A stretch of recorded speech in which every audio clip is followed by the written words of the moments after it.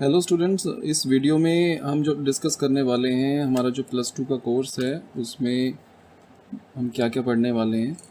So first of all जो +2 का course है उसको मैं 3 कैटेगरीज़ में डिवाइड कर सकता हूँ, और आई कैन से 4 कैटेगरीज़। सबसे पहला तो आपका है electromagnetism,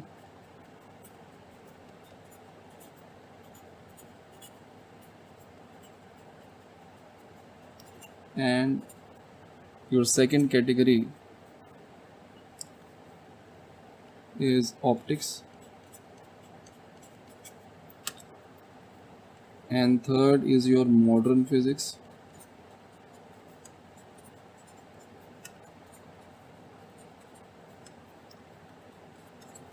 and fourth I can say semiconductors and devices.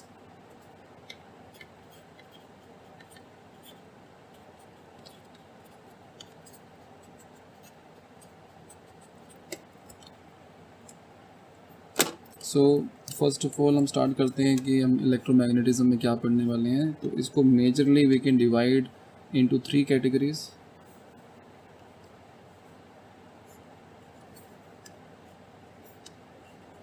तो पहली कैटेगरी इसकी मैं बोल देता हूँ आपको इलेक्ट्रोस्टैटिक्स,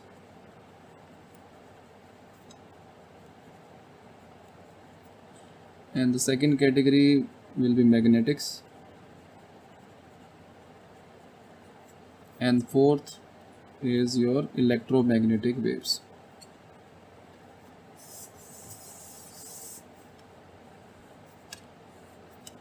ओके, अब वन बाय वन देखते हैं इसमें हमने क्या पढ़ना है। सबसे पहले तो इलेक्ट्रोस्टैटिक्स, अगर इसको आप देखते हैं इसका मतलब ये बना कैसे है। Electro you can say charge, statics मतलब चार्ज एट रेस्ट। तो इसमें आप पढ़ोगे और when the charge is at rest, उसके कारण जो इफ़ेक्ट्स होते हैं, जो वो इलेक्ट्रिक फील्ड प्रोड्यूस करता है अपने अराउंड, और जो इंटरेक्शन होती है स्टेशनरी चार्ज पार्टिकल्स में, वो इसमें स्टडी करेंगे। तो फर्स्ट ऑफ ऑल यहाँ पर हम पढ़ेंगे charge particles at rest.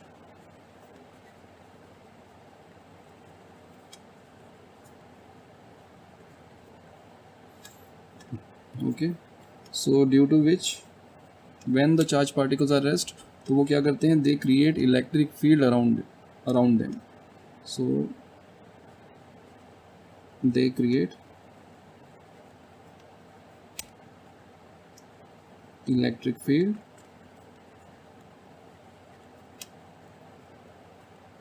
around them. So यहाँ पर हम पढ़ेंगे सबसे पहले your electric field,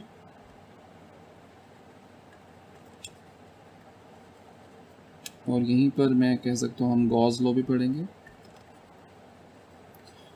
Gauss law basically it is used to find the electric field due to symmetrical charge distribution. अभी इसको डिटेल में हम पढ़ेंगे तो आपको समझ आएगा। And then will study electric potential का कंसेप्ट क्या होता है, electric potential at a point. And then will study electric potential energy. So if we have some configuration of stationary charges, तो सिस्टम की एनर्जी क्या होती है, उसको बोलते हैं electric potential energy. Okay, then will study your dielectrics. Dielectrics are non conducting materials and capacitors.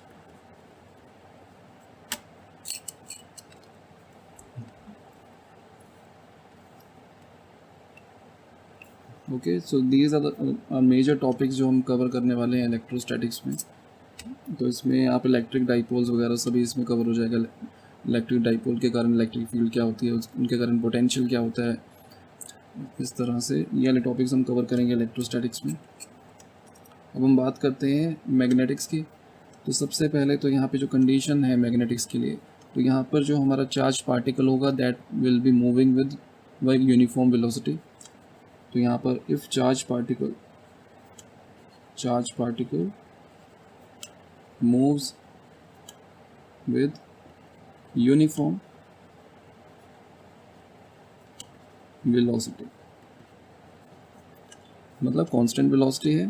तो जब ऐसी सिचुएशन होती है, जब चार्ज पार्टिकल आपका यूनिफॉर्म वेलोसिटी से मूव कर रहा है, then along with electric field it also create magnetic field. So magnetic field is produced along with electric field.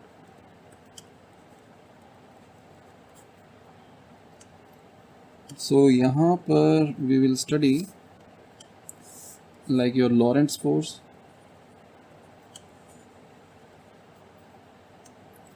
so when the charged particle is placed in electric field or magnetic field, then there will be forces on it, so उन forces को Lorentz force बोलते हैं.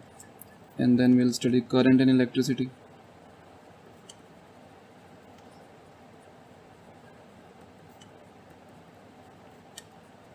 Magnetic field produced by the current carrying conductors.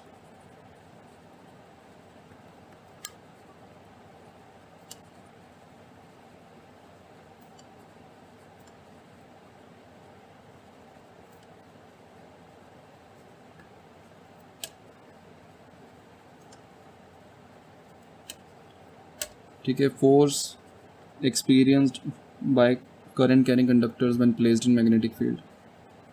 Force experienced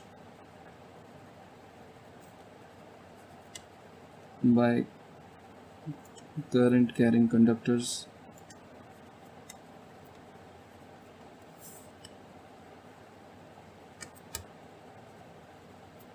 when placed in magnetic field.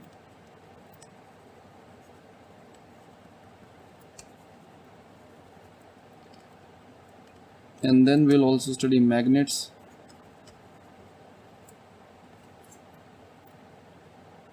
earth magnetism,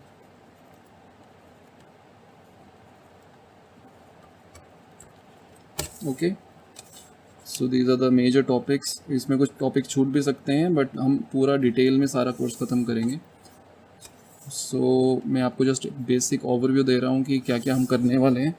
और अब अगला जो है, यहाँ पर हमने देखा था जब चार्ज पार्टिकल रेस्ट पर होता है वो इलेक्ट्रिक फील्ड प्रोड्यूस करता है. अगर चार्ज पार्टिकल आपका यूनिफॉर्मली मूव कर रहा है तो वो इलेक्ट्रिक फील्ड के साथ साथ मैग्नेटिक फील्ड भी प्रोड्यूस करता है.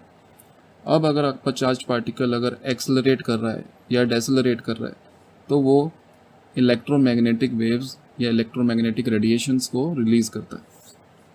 तो यहाँ पर योर चार्ज पार्टिकल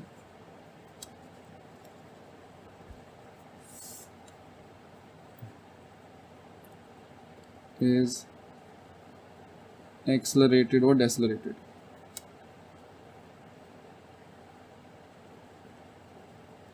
तो ये सिनेरियो होगा तो क्या होगा, वो इलेक्ट्रोमैग्नेटिक रेडिएशंस को प्रोड्यूस करता है.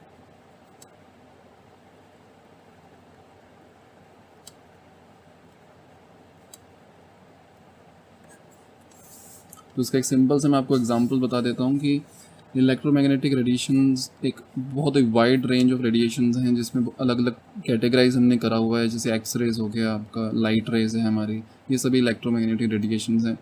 तो अगर हम देखें जो लैब में हम जब एक्स रे प्रोड्यूस करते हैं वो कैसे प्रोड्यूस करते हैं कि if we bombard an electron on the metal surface, तो जब वो बम्बार्ड करते हैं तो वो जब डेसलरेट होता है, in that process it produces X rays. तो इस तरह से आप कह सकते हो whenever a charged particle is decelerated or accelerated it produces electromagnetic radiation. तो यहाँ पर इसका क्या पढ़ने वाले हैं, हमारे पास डायरेक्टली पूरा एक चैप्टर है आपका इलेक्ट्रोमैग्नेटिक वेव्स का.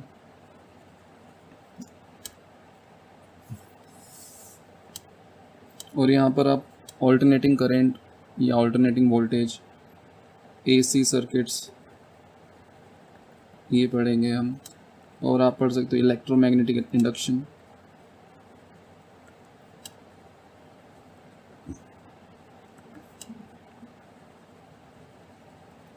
सो आपके जो फैराडेज लॉ हैं वो सभी चीज़ों में पढ़ेंगे, यहाँ पर पढ़ेंगे हम.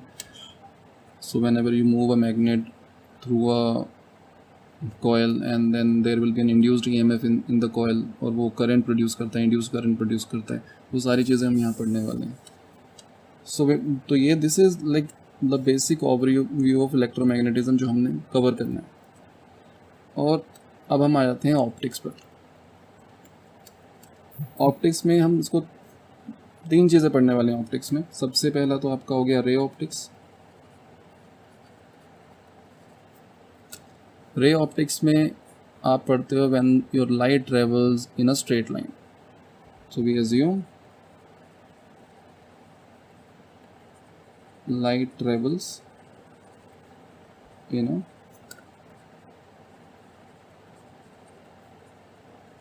straight line.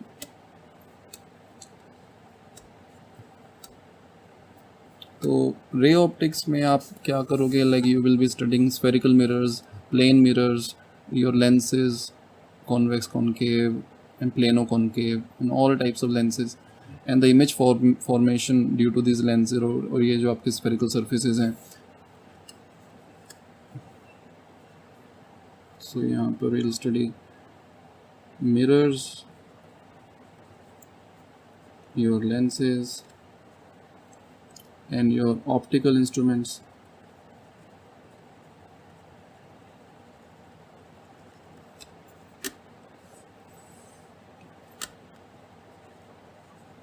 So I'll also categorize reflection, refraction, all these things we'll study in ray optics. And then another category will be wave optics. So here you will study those phenomena in which your light behaves as a wave. Huygens principle.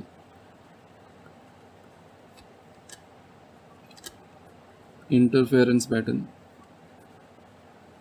interference, diffraction. Okay, तो all those phenomena in which light behaves as a wave, तो वो हम यहाँ पढ़ने वाले हैं।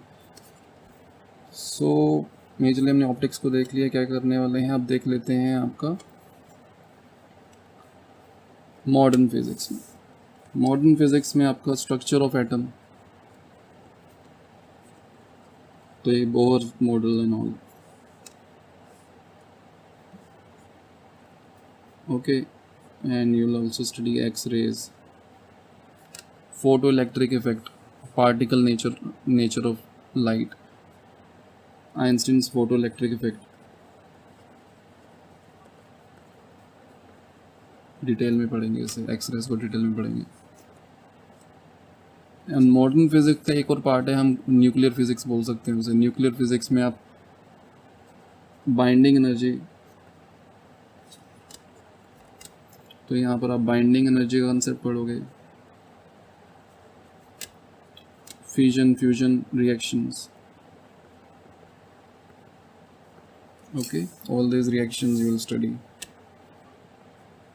All your decays, alpha decay, beta decay, gamma decay. Okay, all the decays, your alpha decay, beta decays, like all your nuclear phenomena जो भी होते हैं। Okay, तो ये मेजरली हम मॉडर्न फिजिक्स में ये पढ़ने वाले हैं। And then there is semiconductor devices, तो इसमें आप like your P type, N type semiconductors, and then you will study your diodes, and there are transistors, your amplifier and all other applications, and your LEDs, ये सभी जो diodes की application है, your LED, photo diodes, सभी तरह के diodes हम इसमें पढ़ेंगे। एंड इसके साथ साथ आप लॉजिक गेट्स भी करोगे। ओके, तो ये एक बेसिक ओवरव्यू है, इसमें कुछ टॉपिक्स छूट भी सकते हैं बट हम डिटेल में सारा कवर करने वाले हैं। तो ये तो हो गया थ्योरी पोर्शन। इसके ऐसे भी कि आपको मैं लेक्चर वीडियोस बनाऊंगा और ये आप थ्योरीज में से देख सकते हैं। और बाकी जो प्रैक्टिस प्रॉब्लम है,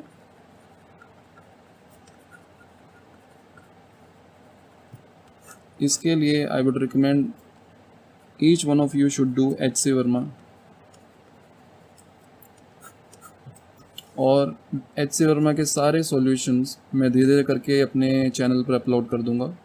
तो जैसे अभी मैंने चैप्टर 29 का अपलोड कर दिया है, अभी उसमें भी कुछ 10-15 क्वेश्चन बचे हैं। तो सबसे पहले तो आपको ये बुक करनी है कंप्लीट अच्छे से, और इसके अलावा आप कोई भी ऑब्जेक्टिव बुक यूज़ कर सकते हो। ये दोनों के लिए बोल रहा हूँ, JEE Mains as well as NEET, आपको ये मस्ट है। तो आपके कंसेप्ट बिल्डअप होते हैं when you do HC Verma. उसकी जो प्रॉब्लम्स हैं, उसकी जो क्वालिटी है, और जिस तरह से उसमें कंसेप्ट को बिल्ड किया जाता है, पहले बहुत इजी क्वेश्चंस होते हैं एंड देन कंसेप्चुअल क्वेश्चंस बनते हैं, फिर एक दो कंसेप्ट को यूज़ कर क्वेश्चन बनाए जाते हैं। तो it is better to do this book. और ऑब्जेक्टिव में आप कोई भी एक ऑब्जेक्टिव उठा सकते हो फॉर प्रैक्टिस।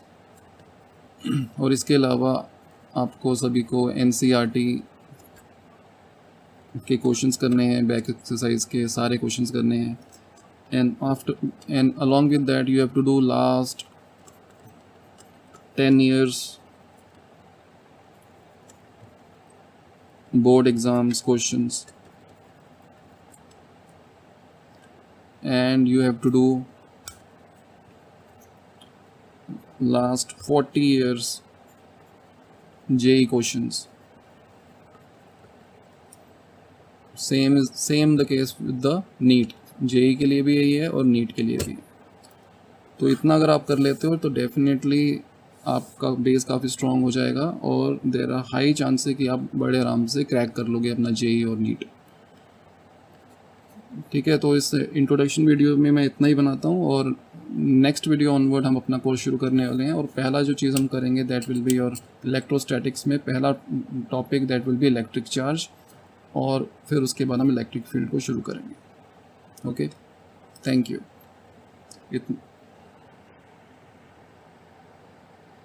और अगर किसी को कोई डाउट है how to go about it, कैसे करना है, किस तरह से करना है, तो you can ask me the question in the comment box.